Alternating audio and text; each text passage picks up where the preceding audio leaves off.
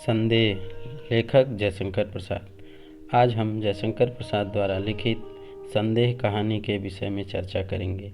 आगे बढ़ने से पहले हम लेखक के विषय में जान लेते हैं। जयशंकर प्रसाद का नाम छायावादी कवियों के प्रतिनिधि के रूप में जाना जाता है।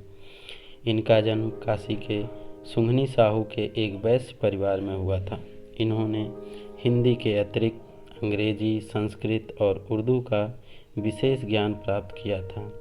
इनका जीवन अनेक कठिनाइयों में व्यतीत हुआ।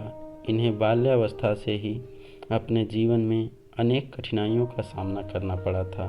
फिर भी साहित्य से इनका गहरा नाता रहा है।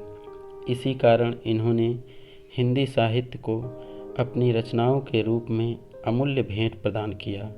इन्होंने कविता, कहानी, नाटक, उपन्यास, निबंध आदि अनेक विधाओं में महत्वपूर्ण कार्य किया। इनकी रचनाओं में आंसू, झरना, कंकाल, तितली, आंधी, छाया, इंद्रजाल, समुद्रगुप्त, ध्रुव स्वामिनी, स्कंदगुप्त आदि प्रमुख हैं। कामायनी इनकी ऐसी रचना है जो महाकाव्य के रूप में गिनी जाती है। अब हम चलते हैं संदेह कहानी पर। कहानी को जानने से पहले हम शीर्षक के विषय में जान लेते हैं, क्योंकि किसी भी कहानी का शीर्षक बहुत ही महत्वपूर्ण होता है। इस कहानी का शीर्षक संदेह है। संदेह का तात्पर्य होता है मानव के वास्तविक ज्ञान से अलग विषय वस्तु का ज्ञान होना। इस कहानी में भी लेखक ने इसी बात को स्पष्ट करने का प्रयास किया है। यह कहानी एक मनोवैज्ञानिक कहानी है।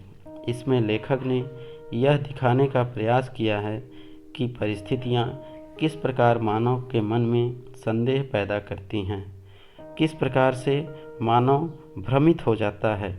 इस कहानी में प्रमुखतया कुल 5 पात्र हैं: रामनिहाल, श्यामा, ब्रजकिशोर, मनोरमा और मोहन बाबू।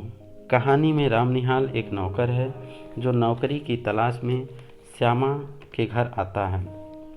श्यामा के घर आकर वह नौकरी करने लगता है। श्यामा एक विधवा स्त्री है। रामनिहाल श्यामा को अपना शुभचिंतक तथा रक्षक मानता है और श्यामा से एक तरफा प्रेम करने लगता है। श्यामा को इस बात का पता तब चलता है जब वह अपने कमरे में एक तस्वीर को देखते हुए रो रहा होता है। तभी श्यामा वहां आ जाती है और उसके रोने का कारण पूछती है, जिससे विह्वल होकर रामनिहाल उसे मनोरमा के विषय में बताता है, जो मोहन बाबू की पत्नी है। रामनिहाल बताता है कि एक दिन ब्रजकिशोर के घर मोहन बाबू और मनोरमा नाम के दंपत्ति आए तथा रामनिहाल के साथ गंगा का सौंदर्य निहारने गए। पति पत्नी की बातचीत सुनकर यह स्पष्ट हो जाता है कि दोनों में वैचारिक मतभेद है। मोहन बाबू को यह संदेह हो जाता है कि ब्रजकिशोर अदालत में उसे पागल सिद्ध करवाकर उसकी संपत्ति के स्वामी बनना चाहते हैं। इधर मनोरमा अपनी भावनाओं को रामनिहाल से बताती है, जिसे सुनकर रामनिहाल के मन में यह संदेह हो गया कि मनोरमा उससे प्रेम करती है।